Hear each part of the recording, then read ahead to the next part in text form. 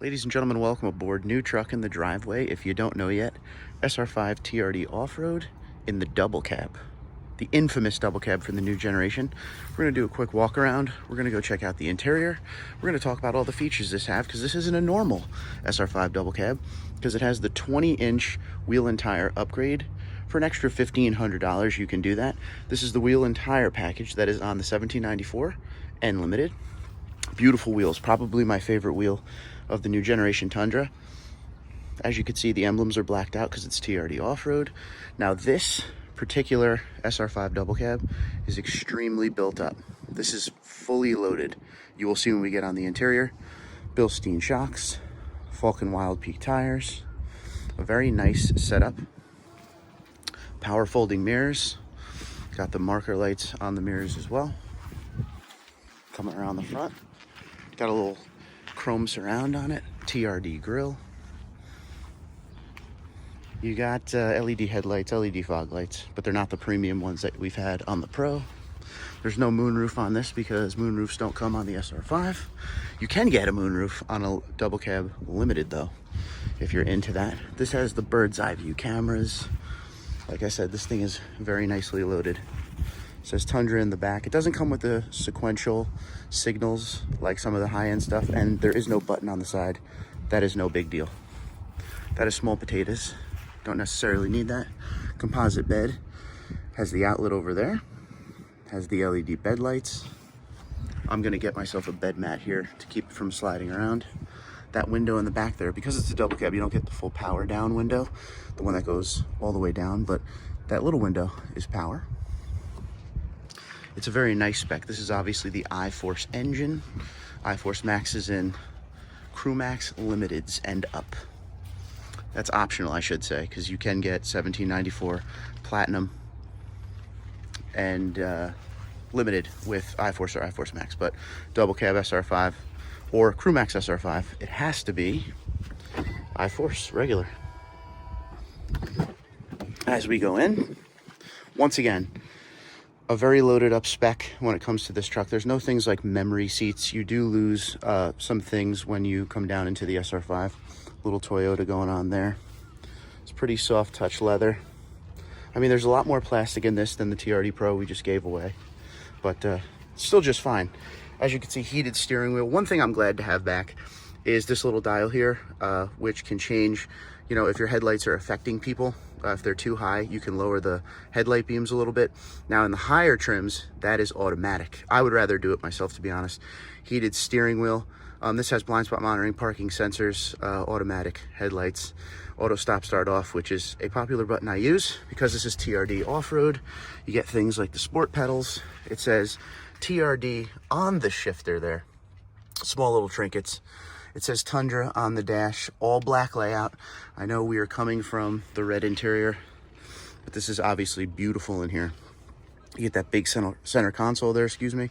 Once again, TRD off-road, multi-terrain select, downhill assist control, crawl control, tow hill mode, drive mode. Here's another TRD dealer there.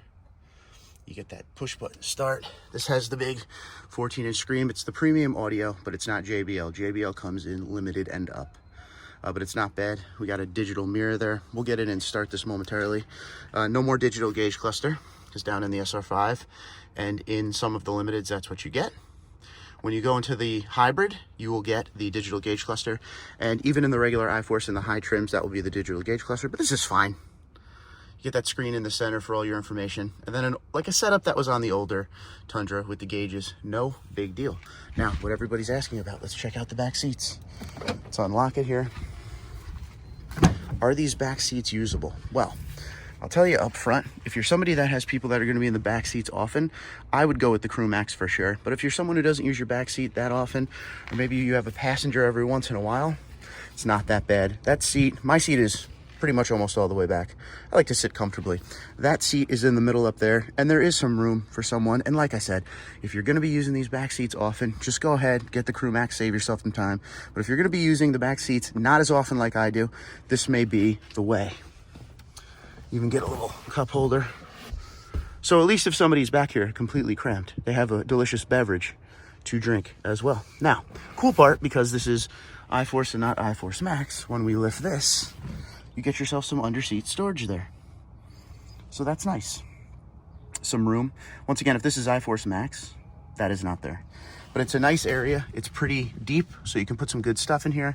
Maybe some rescue stuff if you break down, or you want to put a blanket or a sweater in case of emergency. That is there for you. But it's a nice setup in the back here. As you can see, really do like the black interior, and these seats are insanely comfortable. I want to stress that to you. New generation Tundra seats are better than ever when it comes to bolstering and just overall ride comfort, especially when we're talking about long trips. Sometimes when you sit in these vehicles for long trips, you start to hurt and you need to take a break. Well, these seats are super comfortable. I mean, check out that bolstering. You sit down in the seat really well. So very comfortable. But the back seat is the thing everybody wants to talk about. Why did I go double cab and not crew max? For this exact reason.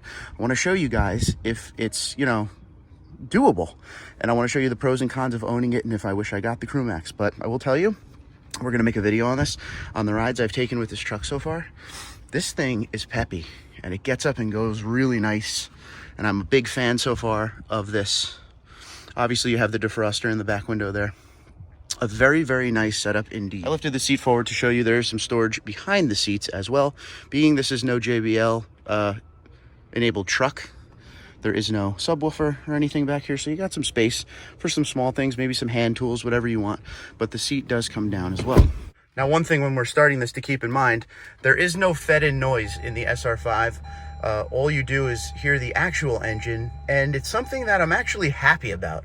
The fed-in noise isn't bad. It sounds like the TRD dual exhaust from last generation, but not having the noise, you hear a lot more turbo sounds, and I'm a fan of that because, you spend all this money, you want to go ahead and hear, what you spent your money on for sure. All right, so checking out some of the options in that little center screen, we are obviously going to be using the steering wheel options to toggle through.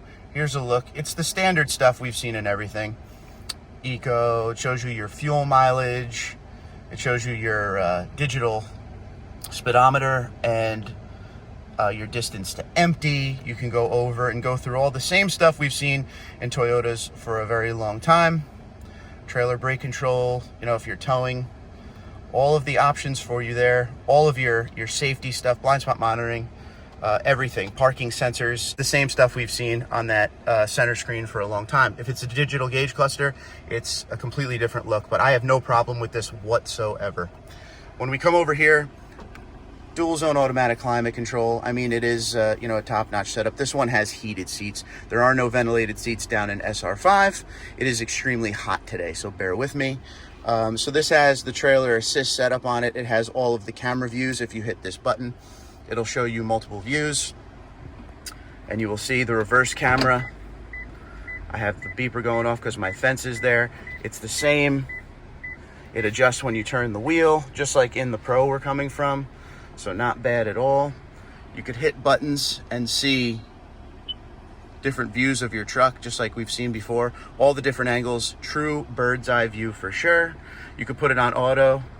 I mean, there's a lot of options with these cameras, and the camera I just showed you I really, really like because you're able to see if you have something in the bed, if it's still strapped down or if there's any issues with it or anything like that. If we go here, this is Apple CarPlay, but if we go to Toyota, I mean, this is all the stuff we've seen a million times. It's all your audio, your sources, stuff like that.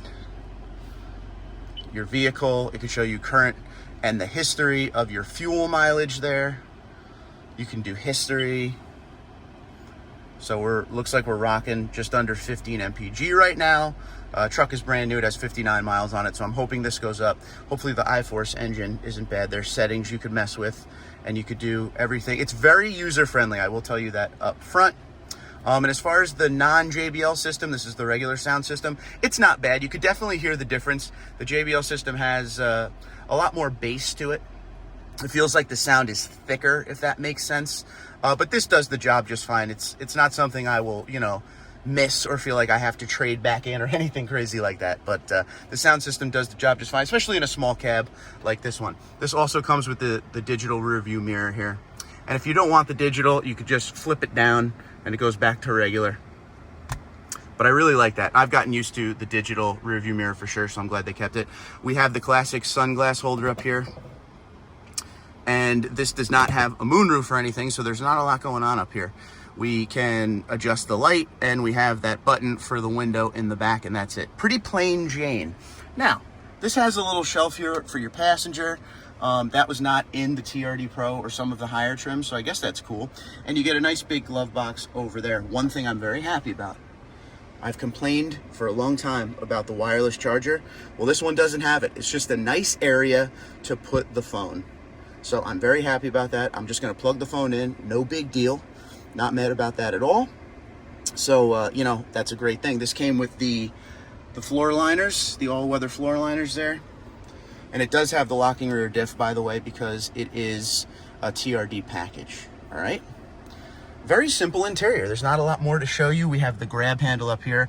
This has a gray headliner. This is not a high-end trim Tundra, so we don't get the black headliner. Not a big deal. With the midnight black exterior and the little bit of silver and chrome everywhere, everything looks nice when it comes to dash as far as it all blending together. There really is no chrome whatsoever. The only chrome is the badge right there. So this is it so far. If you want to talk about price, this Tundra here was just over $57,000. But let's take a look at the sticker and see how we got to $57,000 in this 4x4 double cab SR5 with the TRD off-road package. Here's how this double cab is built. Like I said, as you can see, built up very, very nicely. This started out as a 4x4 SR5 double cab with a 6.5 foot bed. Midnight black, metallic, with the black and red interior. The only red you're gonna see is TRD accents. It's pretty much all black. As far as the fuel mileage goes on this iForce, 17, 22, and 19 combined, not bad. We'll see if we could get anywhere near those numbers.